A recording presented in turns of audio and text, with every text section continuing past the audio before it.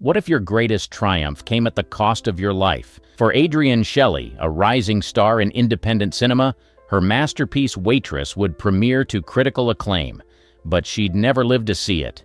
How did a random encounter in a New York apartment building snuff out one of Hollywood's brightest emerging talents and nearly go undetected as the perfect crime? Early life and passion.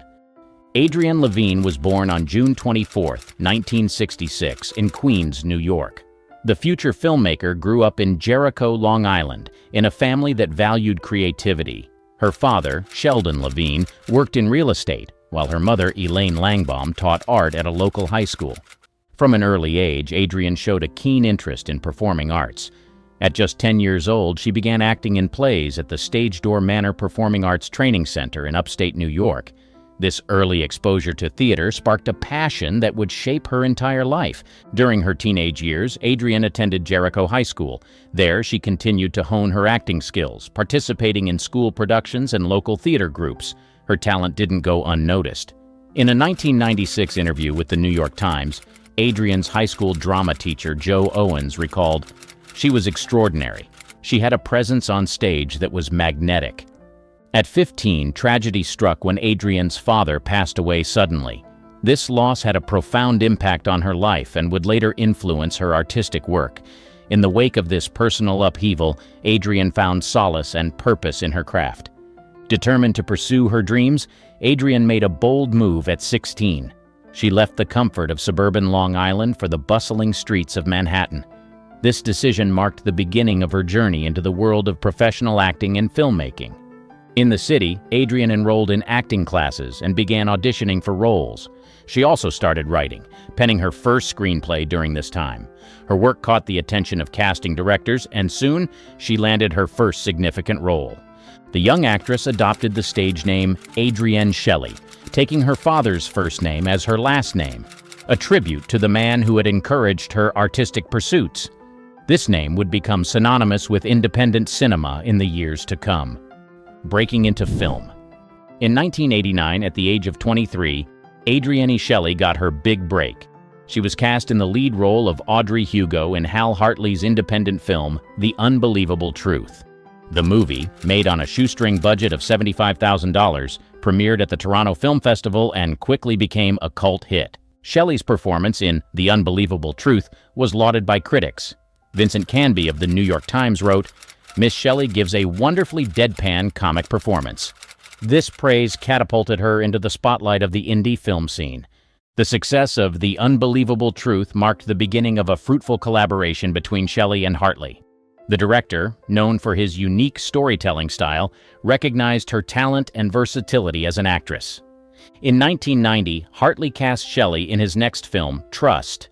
This dark comedy drama further showcased her range as an actress. She portrayed Maria Coughlin, a pregnant teenager navigating complex family dynamics. The film premiered at the Sundance Film Festival, cementing her status as an indie darling. During this period, Shelly's career began to gain momentum. She appeared in a string of independent films, including Lonely in America, 1990, and Big Girls Don't Cry, They Get Even, 1992. Each role allowed her to explore different facets of her acting abilities. Shelly's approach to her craft was meticulous. In a 1991 interview with the Washington Post, she stated, "I read the script over and over again until I know it by heart. Then I start to build the character from there." As her on-screen presence grew, Shelly began to explore other aspects of filmmaking. She started writing her own screenplays, drawing inspiration from her experiences and observations of life in New York City. Rising indie star. The early to mid-1990s saw Adrienne Shelly's star continue to rise in the independent film world. Her performances in a variety of indie productions showcased her versatility and cemented her status as a go-to actress for complex, nuanced roles. In 1992, Shelly appeared in Hold Me, Thrill Me, Kiss Me, a quirky romantic comedy directed by Joel Hirschman. The film, while not a commercial success, further demonstrated her ability to bring depth to even the most unconventional characters. 1994 marked a significant year in Shelly's career with her role in Sleep With Me. The film, which featured an ensemble cast including Meg Tilly and Eric Stoltz, premiered at the Cannes Film Festival. Her performance as Lauren received positive reviews, with critics praising her natural on-screen presence. That same year, Shelly took on a challenging role in Teresa's Tattoo, a crime comedy where she played alongside C. Thomas Howell and Lou Diamond Phillips. The film allowed her to explore a grittier side of her acting range. As her reputation grew, she began to attract the attention of more mainstream productions. In 1995, she appeared in the romantic comedy Grind alongside Billy Crudup. While the film had a limited release, it exposed Shelly to a broader audience. Throughout this period, she continued to work on her own projects. She wrote several screenplays, honing her skills as a writer while continuing to act. This dual focus would prove crucial in her later career transition. In a 1996 interview with Filmmaker magazine, Shelly reflected on her journey. "I never wanted to be just an actress. I always saw myself as a storyteller, whether through acting or writing or directing." By the mid-1990s, she had appeared in over a dozen independent films. Her work had not only garnered critical acclaim, but also cultivated a dedicated fan base. Audiences were drawn to her ability to bring authenticity and depth to her characters, often in films that explored complex human relationships and societal issues. Transition to writing and directing. In 1994, Adrienne Shelly took her first step behind the camera with her short film Urban Legend. The 13-minute project, which she wrote and directed, marked the beginning of her transition from actress to filmmaker. The short received positive feedback at several film festivals, encouraging her to pursue this new direction. Emboldened by this initial success, Shelly embarked on her first feature-length project. In 1996, she wrote, directed, and starred in Sudden Manhattan.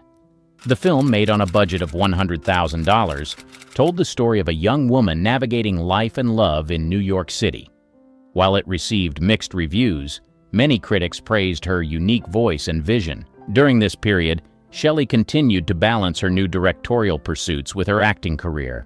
She appeared in the 1997 indie hit Grind and took on roles in TV shows like Homicide: Life on the Street and Law and Order. In 1999, she wrote and directed her second feature film, I'll Take You There. The romantic comedy, starring Ali Sheedy, showcased Shelly's growth as a filmmaker. The movie premiered at the U.S. Comedy Arts Festival, where it won the Best Feature Film Award. Her transition wasn't without challenges. In a 2000 interview with IndieWire, she said, "It's tough to be taken seriously as a director when people know you primarily as an actress, but I'm determined to tell my stories my way." Throughout the early 2000s, Shelly continued to refine her craft. She wrote several screenplays, including early drafts of what would become her final film, Waitress. She also directed episodes of television shows, gaining valuable experience in different aspects of production. This period of Shelly's career was marked by a relentless drive to create. She often worked on multiple projects simultaneously, writing scripts while acting in other films or preparing for her next directorial effort. Personal life and family. In the midst of her burgeoning career, Adrienne Shelly's personal life took a significant turn. In 2001, she met Andy Ostroy, a marketing executive at a film festival. The couple quickly formed a connection, bonding over their shared love of cinema and the arts. Shelly and Ostroy's relationship progressed rapidly. They were married in 2002 in a small ceremony in New York City. In interviews, Shelly often spoke about how Ostroy's support was crucial to her work.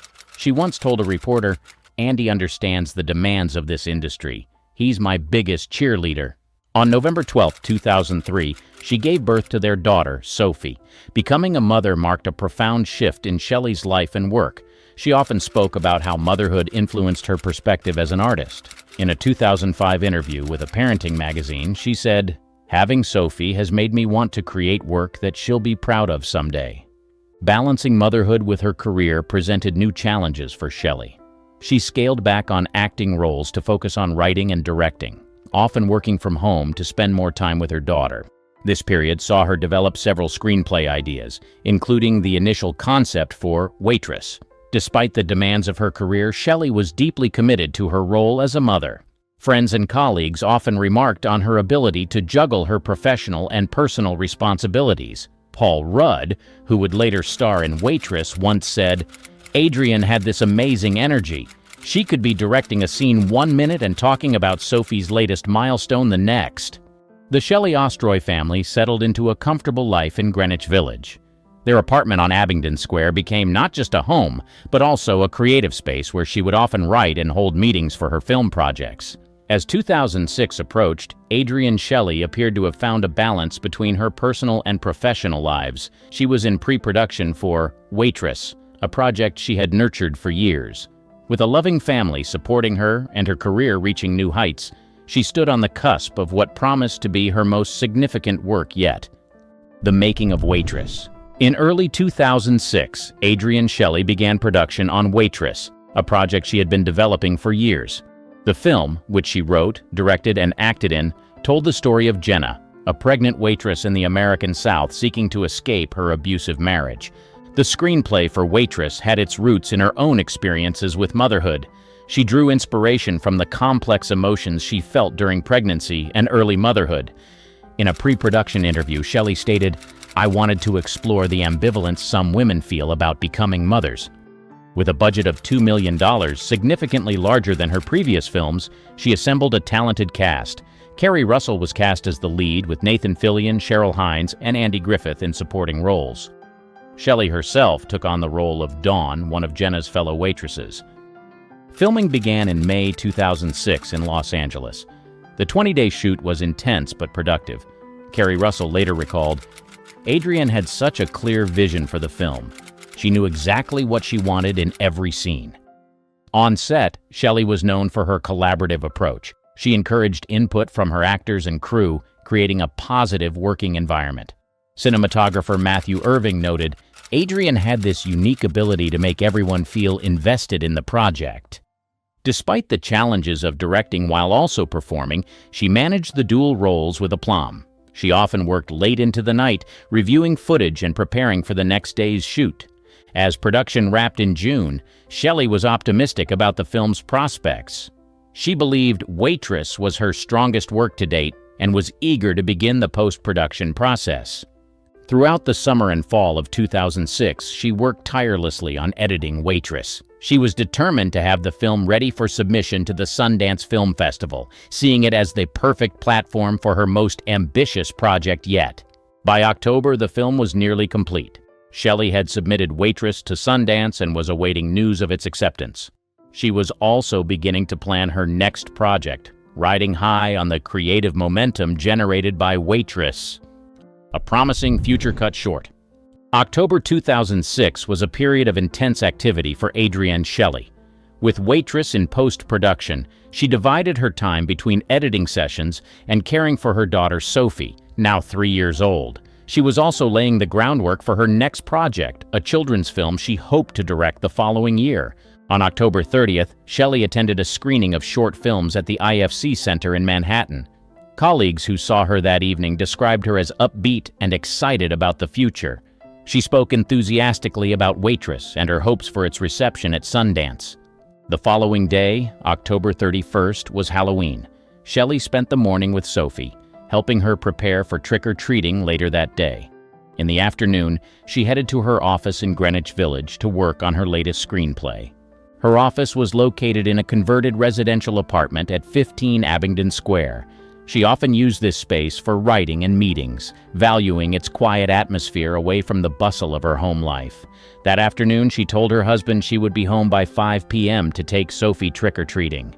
Around 4 p.m., a contractor working in the building noticed a man entering the apartment Shelly was using as an office. This would later prove to be a crucial piece of information in the investigation that followed. When Shelly didn't return home by 5 p.m. as planned, her husband Andy Ostroy became concerned. He tried calling her cell phone multiple times but received no answer. As the evening wore on and Sophie's hopes of trick-or-treating faded, Ostroy's worry deepened. At approximately 6 p.m., Ostroy went to Shelly's office to check on her. What he discovered there would shatter the family's world and send shockwaves through the film community. The shocking discovery. On the evening of November 1st, 2006, Andy Ostroy arrived at his wife's office in Greenwich Village. Using his spare key, he entered the apartment. The scene that greeted him was devastating. Adrienne Shelly was found hanging by a bedsheet from a shower rod in the bathroom. Ostroy immediately called 911. Emergency services arrived quickly, but it was too late. Adrienne Shelly was pronounced dead at the scene. The initial assessment by the responding officers suggested suicide, a conclusion that Ostroy vehemently rejected. In the hours that followed, detectives from the New York Police Department's 6th Precinct began their investigation. They noted that there were no signs of forced entry into the apartment. Shelly's laptop and other valuables were untouched, seemingly ruling out robbery as a motive. Despite the lack of obvious signs of foul play, several elements of the scene struck investigators as unusual. There were no apparent injuries on Shelly's body aside from those consistent with hanging. However, there were unexplained shoe prints in the bathtub. Ostroy, along with Shelly's friends and family, insisted that suicide was completely out of character for her. They pointed to her excitement about Waitress and her plans for future projects as evidence of her positive state of mind. Her friend and fellow filmmaker Hal Hartley told reporters, "Adrienne was full of life. This doesn't make any sense." The medical examiner's office conducted an autopsy on November 2nd. The results were inconclusive, neither confirming nor ruling out suicide. This ambiguity fueled further speculation and media attention. As news of Shelly's death spread, the film community reacted with shock and sadness. Tributes poured in from colleagues and fans alike. Many echoed Ostroy's disbelief at the suggestion of suicide. In the days that followed, detectives continued their investigation. They interviewed neighbors, colleagues, and anyone who might have seen Shelly on the day of her death. Security camera footage from nearby buildings was carefully reviewed. The uncertainty surrounding Shelly's death created a tense atmosphere. Her family, friends, and fans hoped for answers, while investigators worked to uncover the truth behind the tragic event that had cut short the life of a rising star in independent cinema. Unraveling the truth. The breakthrough in Adrienne Shelly's case came on November 6, 2006, 5 days after her death.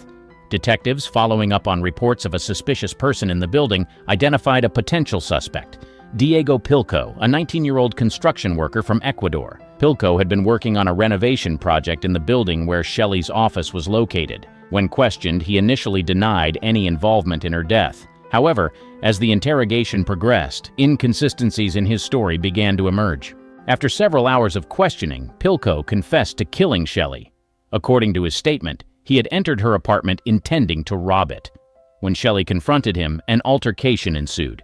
Pilco claimed he panicked and struck her, knocking her unconscious. In a chilling revelation, Pilco admitted to staging Shelly's death as a suicide. He described dragging her unconscious body to the bathroom and hanging her from the shower rod, hoping to mislead investigators. The confession brought a mix of relief and renewed grief to Shelly's family and friends. Andy Ostroy, in a statement to the press, said, "While we are grateful that Adrienne's killer has been caught, nothing can bring her back to us." As details of the case became public, it emerged that Pilco was in the United States illegally. This aspect of the case sparked debates about immigration policy, adding a complex layer to an already tragic situation. On November 7th, Diego Pilco was formally charged with second-degree murder. The New York City Medical Examiner's Office revised the cause of death from pending to homicide by neck compression. The revelation of the true circumstances of Shelly's death sent shockwaves through the film community and beyond.